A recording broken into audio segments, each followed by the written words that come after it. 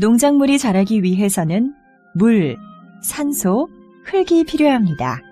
오늘날에는 물을 마음대로 줄 수 있었지만 조선시대에는 농작물을 키울 때 하늘에서 내리는 비에 의존했어요.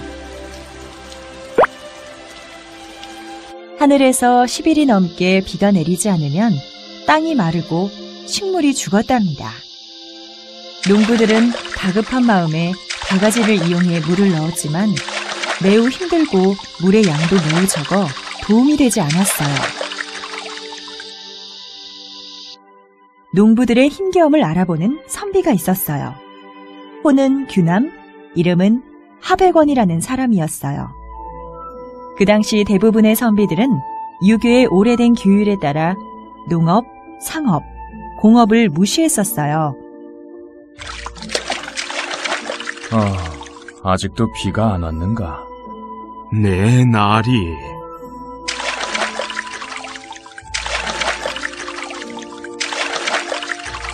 큰일이구만. 바로 옆에 물이 있는데도 논이 높으니 물을 넣지 못하는구나. 하백원은 동양과 서양에서 사용된 모든 양수기구를 조사를 했어요. 물이 아래로 흘러내려가는 힘, 압력의 힘이 사용된다는 걸 알게 되었죠. 그는 양수기를 실제로 사용하는 농민들과도 많은 이야기를 나눴답니다. 양수기 자승차를 연구하면서 그는 서서히 깨달았어요. 유교, 농업, 공업, 상업 모든 것이 다 학문이 될 수 있다는 것을요. 그런데 어느 날 하백원이 기계를 연구하고 있다는 소문을 듣고 친구가 찾아왔어요. 자네, 이게 무슨 짓인가? 선비는 자고로 글 공부만 해야 되는데 천하게 기계를 개발하고 있나? 어허, 유교는 결국 백성을 잘 살리기 위한 학문이네. 어떤 것을 공부하든 백성을 잘 살게 하기 위한 것이라면 모두 학문이 될 수 있네. 말도 안 되는 소리. 지금 네가 하는 일은 다 헛수고야. 조선시대에는 유교에 관련된 공부 외에는 천한 직업으로 여겼답니다. 이 당시 생활을 편하게 하는 도구가 개발되지 않아 농민을 비롯한 백성들은 어려운 삶을 살았어요. 드디어 자동으로 물을 퍼올리는 자승차가 세계 최초로 개발되었어요. 오늘날 사용되는 양수기와 같은 원리였지만 전기처럼 자승차를 움직일 수 있는 동력이 없어서 움직이지 못했답니다. 나리, 괜찮습니다. 이제까지 살아오면서 저희 농민들의 힘든 마음을 알고 해결해주려 한 선비는 한 분도 없었습니다. 나리같이 우리 걱정을 해주는 사람을 처음 봅니다. 그 마음만으로 감사합니다. 미안하네. 네, 이 다음에는 반드시 성공할 걸세. 이 일을 계기로 하백원은 학문의 진정한 뜻은 과거 시험에 있는 것이 아니라 백성을 더 잘 살게 하기 위함이라는 중요한 깨달음을 얻었고 더 많은 발명품을 개발하게 되었죠. 자승차가 실제로 개발되었다면 시간당 13에서 19톤의 물을 옮길 수 있었다고 해요. 그 뒤로도 규남 하백원은 백성을 편하게 하는 연구를 멈추지 않았어요. 김정호의 대동여 지도보다 51년 앞서 전국 지도를 그렸고 마테오 리치의 고녀 만국전도 세계 지도보다 아름답고 정밀한 세계 지도를 그렸습니다. 우리를 아침마다 깨우는 자명종, 공장에서 무거운 물건을 옮기는 컨베이어 벨트 같은 모구도 개발하여 농민들이 사용할 수 있게 했습니다. 실천하는 학문을 중시한 규남 하백원, 그의 백성을 위한 따뜻한 마음은 도구로 만들어져 많은 백성에게 이용되었고 오늘날에는 실천하는 학문의 상징이 되고 있습니다.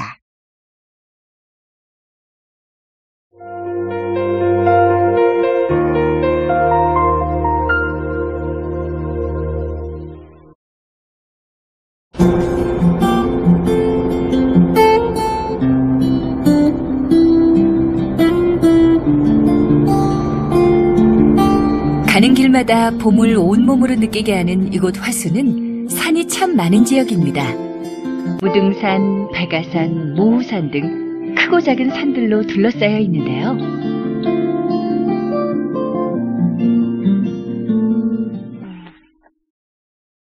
언뜻 평범해 보이는 이 작은 저수지는 대체 어떤 매력을 품고 있는 걸까요?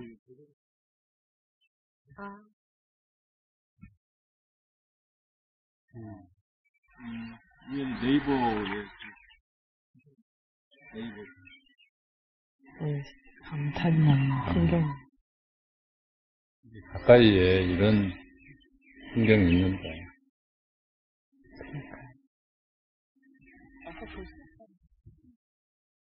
봄날이 가기 전 한 번은 꼭 와봐야 한다는 세량지. 직접 눈으로 보니 그 이유를 알 것 같습니다.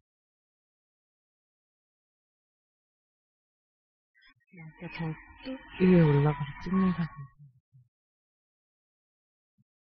여기는 진짜 초록 말고는 다른 것이 전혀 안 섞여 있는. 그니까요. 근데 초록도 그냥 한 가지 초록색이 아니라 인위적인 완전 수십 가지 다양한 초록색이.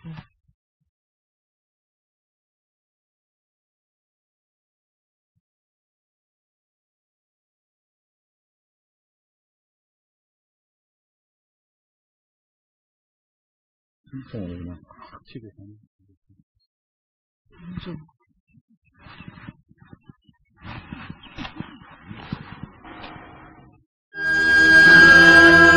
임대정원님은 조선조 철종 때 병조 참판을 지낸 사해 민주연 선생이 관직을 그만두고 귀향하여 전통 방식으로 조성한 정원이다. 정자를 세운 뒤에 주돈이의 낙조임수 대려산이라는 식구를 따서 이곳을 임대정이라 하였다.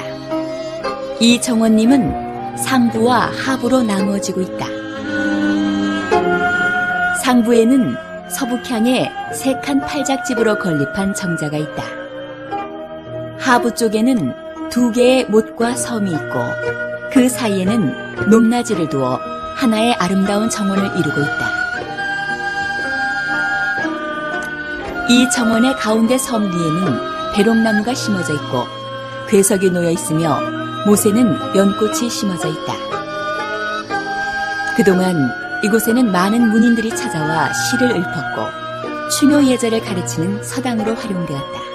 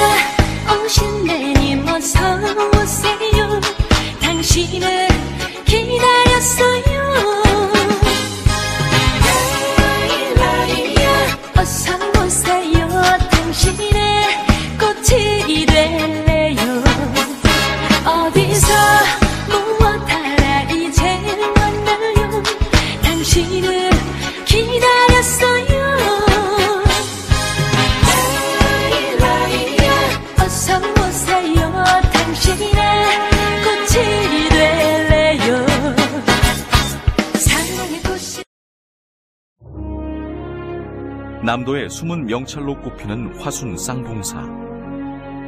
천불천탑과 와불의 전설을 간직한 온주사에 비해 그다지 잘 알려지지 않은 사찰이지만 그 안을 자세히 들여다보면 진귀한 문화유산이 가득하다.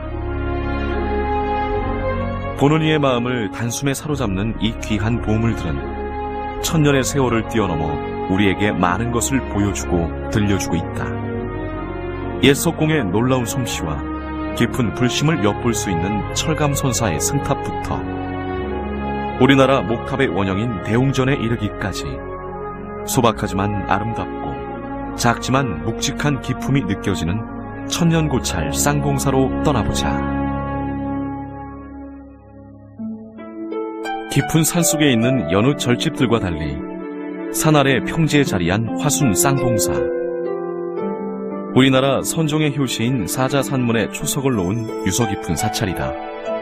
과연 이곳에 언제 처음 사찰이 들어섰는지에 대해서는 몇 가지 설이 전해지고 있는데, 신라 문성왕 시절 중국에서 불교를 공부하고 돌아온 철감선사가 이곳의 아름다운 산수에 이끌려 절을 짓고 자신의 호를 따 쌍봉사라 이름을 지었다는 속설과 그보다 더 앞선 시기에 이미 존재했다는 기록이 전해지고 있다. 창건 시기는 한 840년대 초반 이렇게 보여지죠. 대개 그 쌍봉사의 창건지로 이렇게 철감선사 도인이라고 이야기를 하는데, 그의 앞선 시기에 그 해철의 비에 그 문헌 기록이 남아 있어서 곡성 봉두산 기슭에 자리한 태안사. 1300여 년 전 해철선사가 세운 선종사찰로 구산 선문의 하나인 독리산문의 근본 도량이다. 태안사 입구 부도밭에는 해철 스님의 사리가 담긴 승탑과 그의 일대기와 사상을 기록해놓은 탑비가 나란히 세워져 있는데, 쌍봉사의 창건 시기를 추정해볼 수 있는 대목이 바로 이 탑비에 전해지고 있다. 그 비에 보면은 해철 스님이 그 중국에서 공부를 하고 신라에 귀국을 했는데, 그 태안사에 가시기 전에 841년에 여름에 쌍봉사에서 그 한거를 낳으셨대요. 그래서 철감선사 도윤이 이 쌍봉사를 창간하기 이전에 그 앞선 시기에 이렇게 그 적인선사 그 해철이 이 한거를 지낸 기록이 남아 있어서 적어도 이렇게 그 도윤화상이 앞선 시기에 쌍봉사가 작은 절로서 이렇게 그 수선 장소로서 사용되고 있었어요. 특히 쌍봉사의 건물 형태나 가람 배치는 풍수지리의 영향을 받았다고 전해진다. 움직이는 배의 형상을 하고 있는 지형에 맞게 돛대 역할을 해줄 길쭉한 목탑을 세우고 경내에는 우물도 파지 않았다고 한다. 오로지 이곳에서만 볼 수 있는 독특한 형태의 쌍봉사 대웅전, 삼국시대 목탑 양식을 추정할 수 있는 귀중한 자료다. 사실 그게 목탑이에요. 목탑. 불교가 우리나라에 들어왔을 때 초기의 탑들은 석탑이 아니라 목탑으로 지어졌어요. 한 4세기 후반부터 한 7세기 초반까지 한 200년 가까운 세월 동안 우리나라에 최초로 지어진 불탑은 목탑이었어요. 목조탑이 불에 타거나 쉽게 습기에 썩기 때문에 목조탑을 석탑으로 그냥 바뀐 거예요. 국보 제55호인 법주사 팔상전과 함께 우리나라에 남아있는 단 2개의 목탑 건물인 쌍봉사 대웅전. 평면이 정사각형인 높이 12m의 3층짜리 전각으로 그 전체적인 모습이나 비례감이 일반적인 석탑과 무척 닮아있다. 탑의 몸돌에 해당되는 각 층의 벽면은 정면 한 칸에 측면 한 칸으로 되어 있고, 가장 윗부분인 3층 지붕은 마치 석탑처럼 사면의 기와골이 꼭대기에 모이는 3호 지붕의 형태를 취하고 있다. 우리나라 목탑의 원형을 보여주는 대표적인 예로서 일찍이 보물로 지정돼 빅만하면 사모한다. 그러니까 임금님을 걱정한다. 그래서 망미정이에요. 망미정은 충이 담긴 정자입니다. 그런가 하면 적벽 상류에 세워진 이 정자는 은거의 뜻을 세운 곳입니다. 무렴정. 무렴이란 이름 그대로 속세에 물들지 않고 적벽의 이 아름다운 산수에 묻혀 살고자 지은 정자입니다.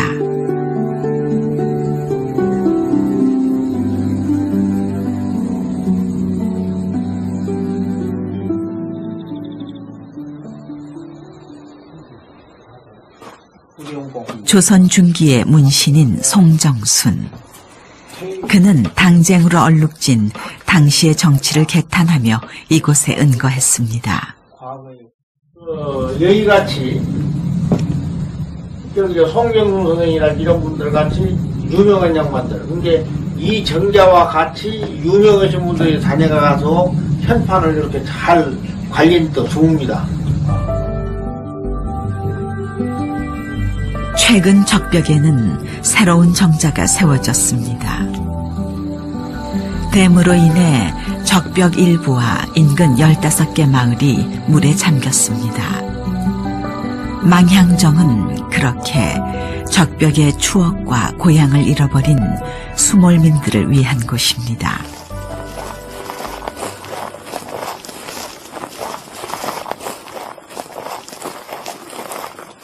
지금 저것이 이 노루목이라는 것이 뭐냐면 여기 스리봉, 여기 옹성산 줄기를 쭉 타고 쭉 내려지 않습니까? 그래가지고 가서 딱 맺혔거든요. 그리고 가서 쭉 목을 뺀 것이 노루가 허리를 쭉 펴고 그래서 목이 물을 먹는 형국이다. 해서 노루목이라고 했습니다. 그래서 바로 마을은 저 뒤에 그 가서 옹기종기 사는데 한 65호 내지 70호 그래 살았어요.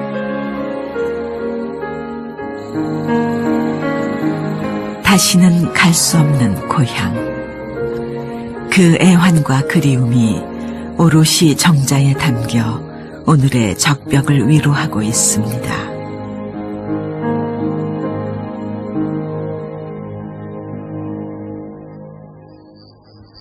화순의 옛 이름은 능주였습니다.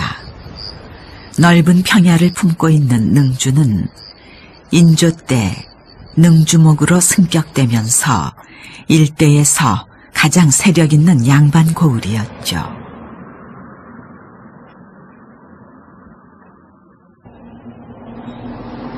그 증거 중 하나가 정자입니다.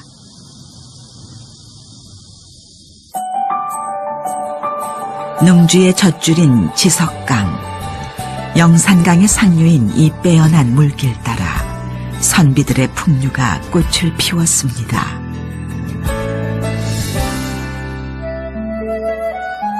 대표적인 것이 지석강 상류에 있는 영벽정입니다.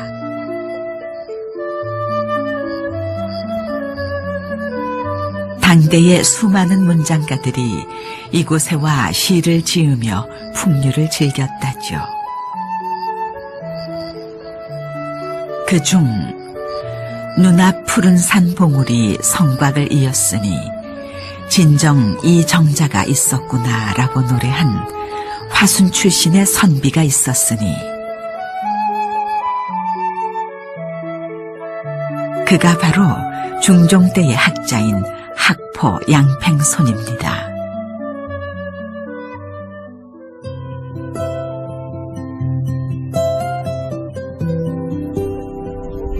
도곡면의 다라실 마을. 학포 양팽손의 후손들이 대를 이어 살아가고 있는 곳입니다. 어머니 오늘 누구 제사하세요? 학포고 할아버지 제자들. 양팽손 할아버지? 네. 아이고. 매년 음력 8월 18일 문중에서는 학포 선생의 학덕을 기리는 제를 지냅니다. 중종 때 교리를 지내며 개혁 정치를 펼쳤던 양팽손. 건관 신의전 북향 계획.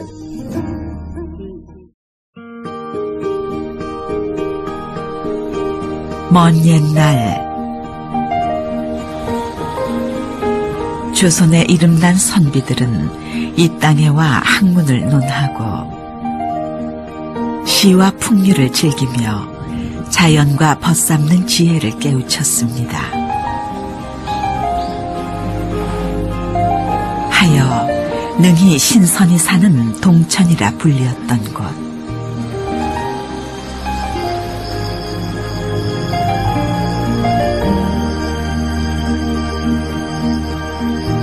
물길 따라 놓인 정자에서 멋과 흥을 만날 수 있는 평화롭고 순한 고을. 전남 화순입니다.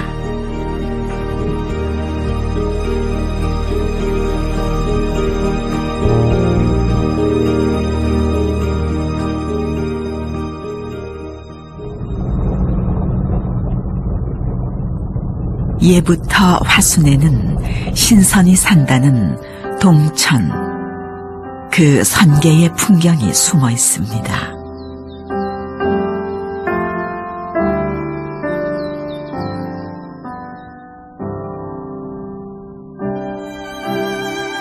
흐드러진 물안개 사이로 자태를 드러내는 이 땅 최고의 비경, 바로 화순적벽입니다. 전라남도 중앙에 자리한 화순. 적벽은 화순 북부 동복호 상류에 있는 유서 깊은 명승지입니다.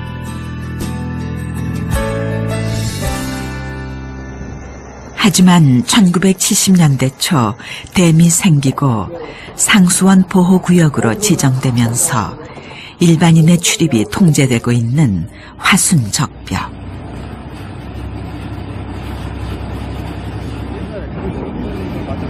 간혹 적벽에서 나고 자란 수몰민에게 닫힌 물길을 열어주곤 합니다.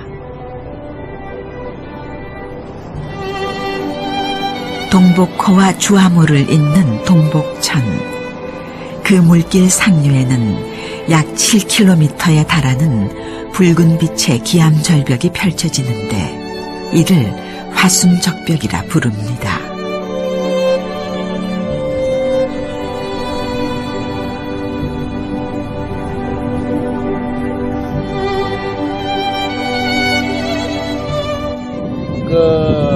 최한두 선생께서 기묘사화 때 동복으로 접근을 했어요. 그래가지고 물길 따라서 경치 좋은 데를 찾아오다가 보니까 여기로 왔어요.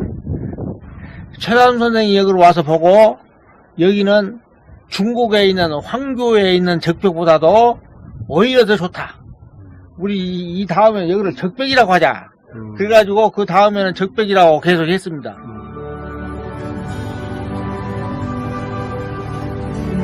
그 비경에 아로새겨진 적벽 동천. 신선이 사는 곳이라 알려주면서 적벽은 조선 십경의 하나가 됩니다. 수많은 시인 묵객들의 명소였지요. 지금은 바라만 볼 뿐 지척에 두고도 갈 수 없습니다. 쭉 있죠? 예. 그 입안 길입니다. 사람 뽀다시 말이, 거기다 밥상 하나 놓고 뽀다시 앉아서 먹을 만하게 길이 있다 그래요. 그래서 이제 우리 어렸을 때 보면은, 애들이 이렇게 바위 틈으로 어떻게 몸을 비우고 올라가요? 그래가지고 저 길을 쭉쭉 그냥 깨먹고 건너다니는 것을 봤어요. 그 길을. 적벽 인근에 자리한 야사리 마을. 좀 이 배가 좀 깊죠. 낭만이 틀리고. 지금은 좀 높잖아. 그런데 한 50m가 들어갔다고 말이지. 뭐 30m가 들어갔다고 50m 들어갔어요. 적벽이 댐에 갇힌 지 40여 년. 이제 적벽 아래에서 철렵하고 뱃놀이 하던 모습은 기억 저편으로 사라져갑니다.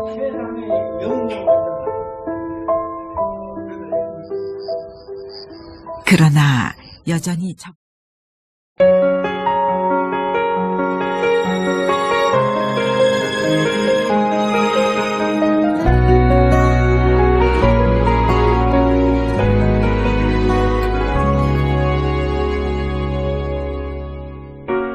내 곁에 네가 아닌 다른 사람이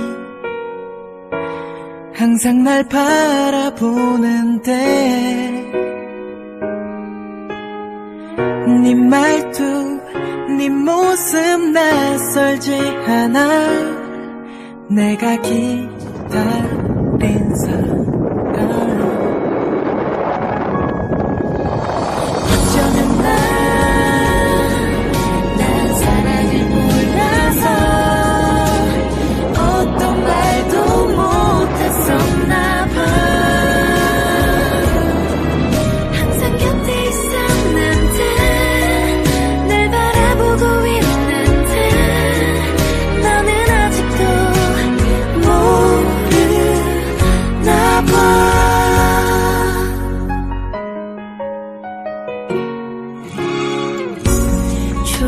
다가가면 날 알아줄까. 조금 더 기다려볼까. 나 혼자 너 몰래 시작한 사랑 이제 같이 해볼까. 어쩌면 난 너밖에 몰라서 다른 사랑할 수 없나 봐. 자꾸 내 맘이 이상해. 날 기다리고 있는데 너는 아직도 내 맘을 모르나 봐.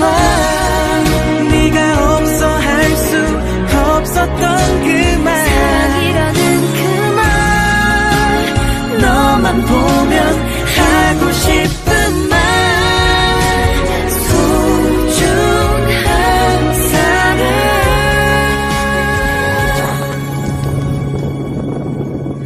모르나 봐.